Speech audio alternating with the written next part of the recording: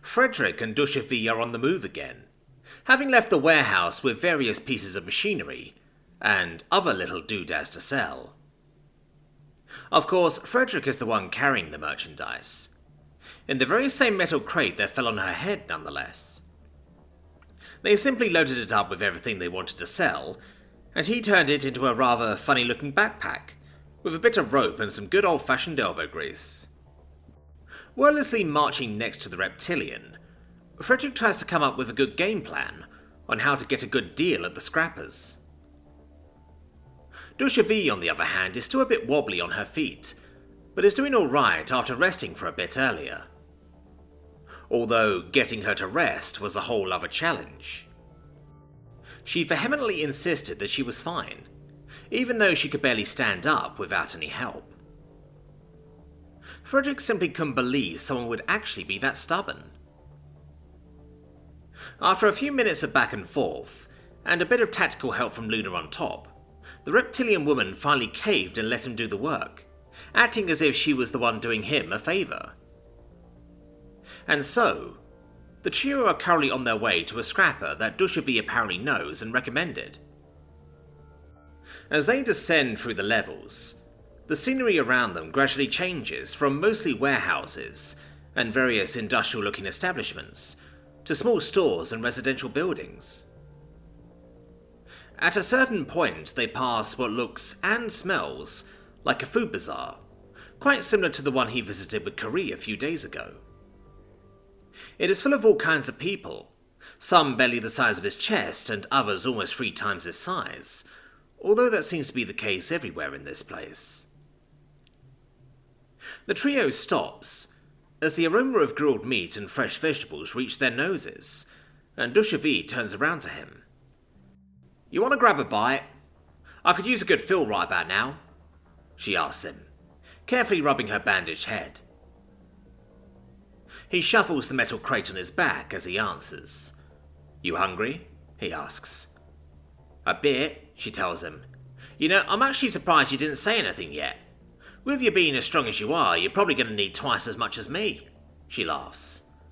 I not know," he shrugs, looking down at Luna, and wordlessly asking her if she wants a bite as well. The young beast eagerly nods in response, burbling in anticipation.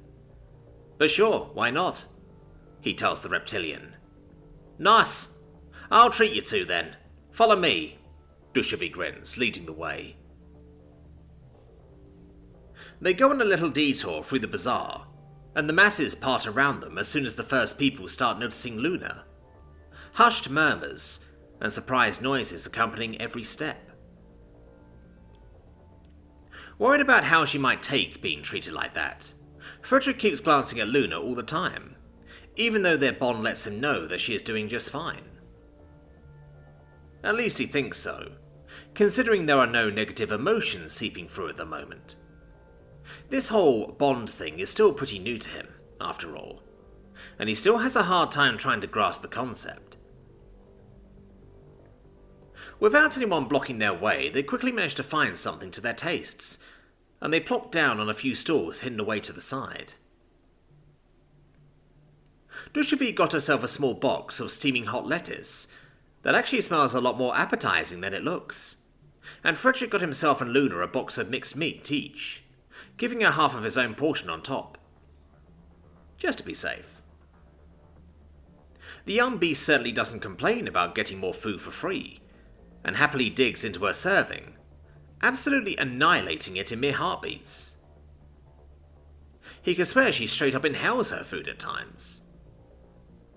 Funnily enough, Frederick is the last to finish his portion, even though his was the smallest by far, and this funny turn of events reminds him of home.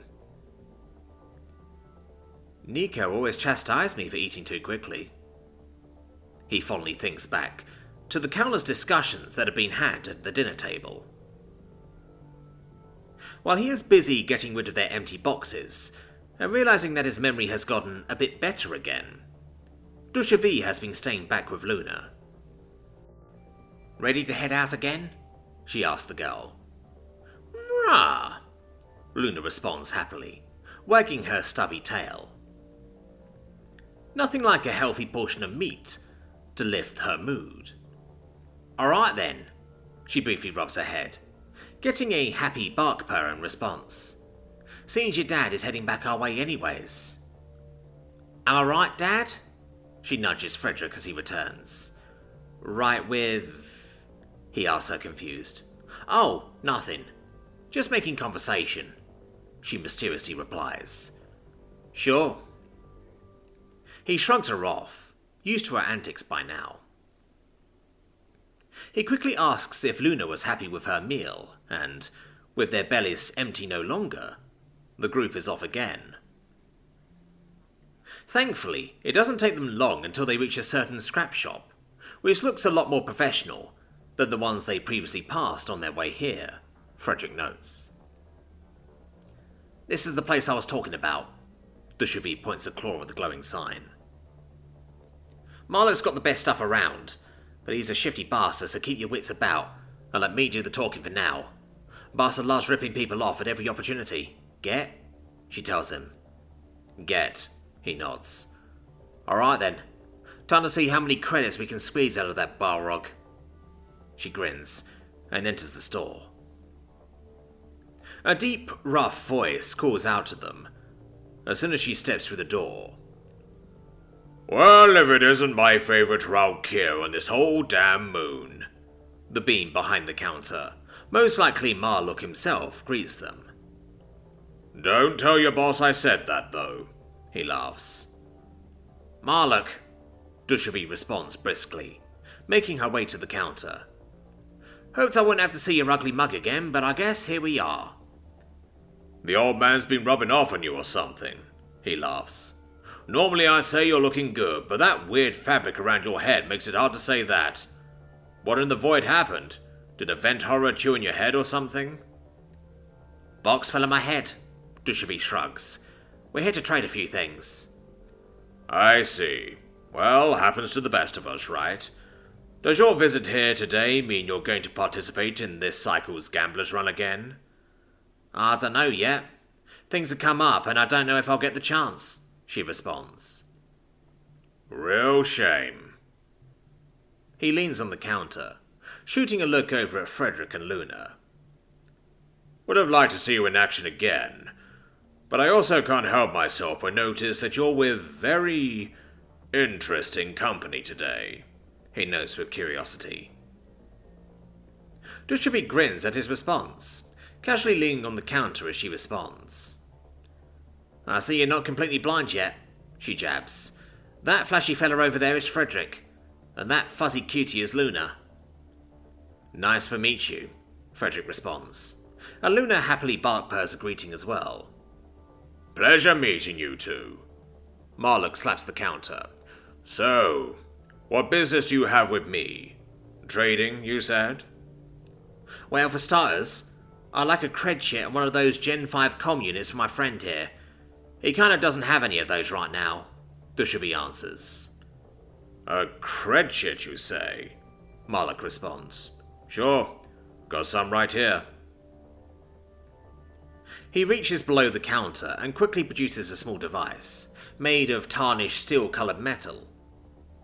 He tours it around his fingers and sets it down on the counter, gesturing her to take it. One that's not been tampered with.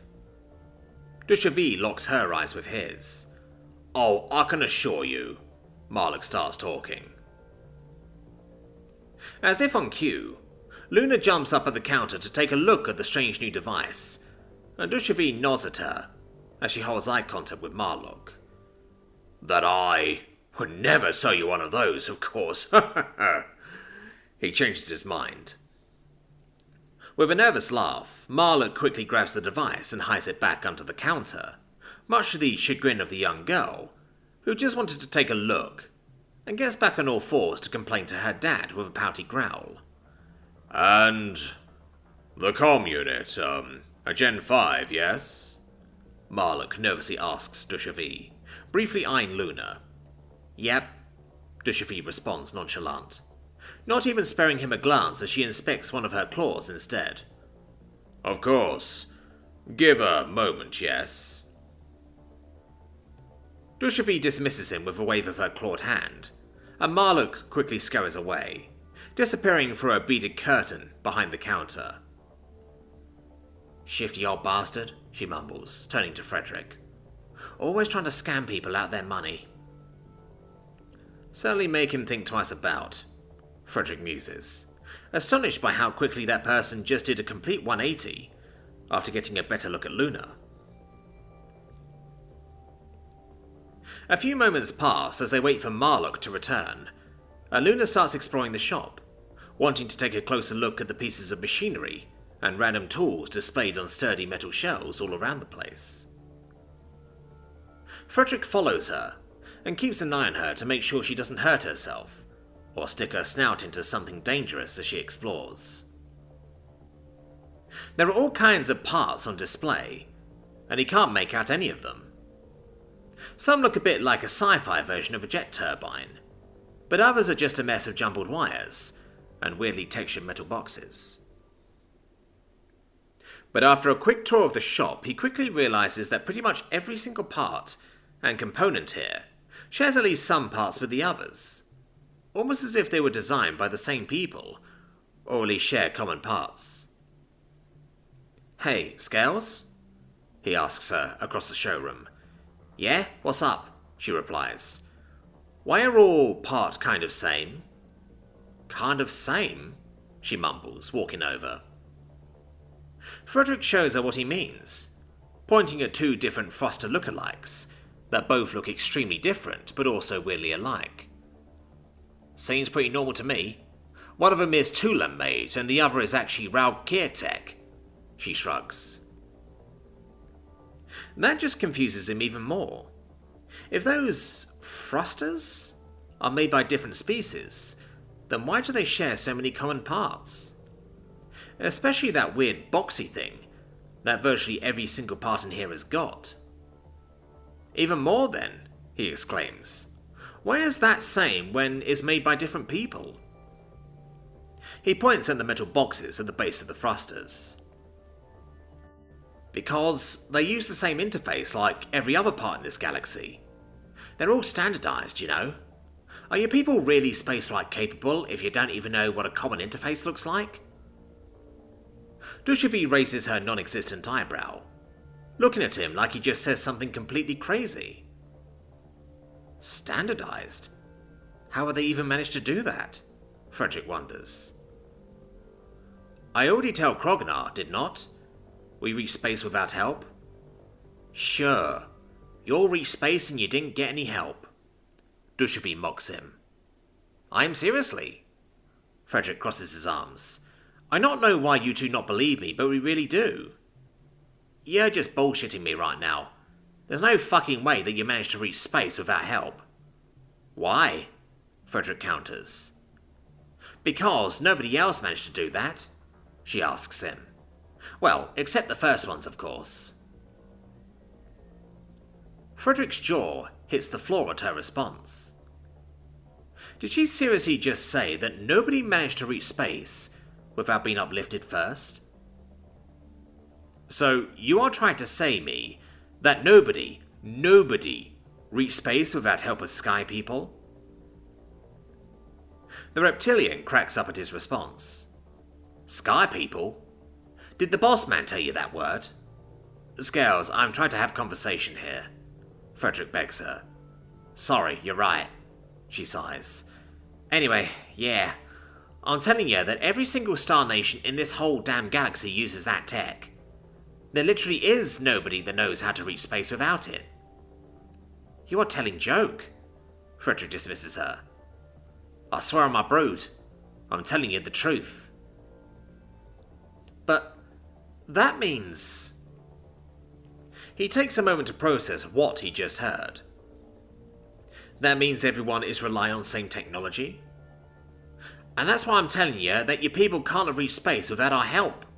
Or, you know, someone's help. I mean, like, the galaxy as a whole with us, you know?" She quickly corrects herself. "But we did," Frederick insists. "Softy, this is getting boring." "No," he interrupts her, getting a bit annoyed. "I keep telling you, I say truth. We build rocket, we build space stations, we build city on other planet. We reached space without help, and we did very quick. Hell, we even managed to split atom before we even left Earth. He lists off, tired of not being taken seriously. You did what? Dushavy asks him, mortified. Her cocky demeanour suddenly all but vanished in an instant.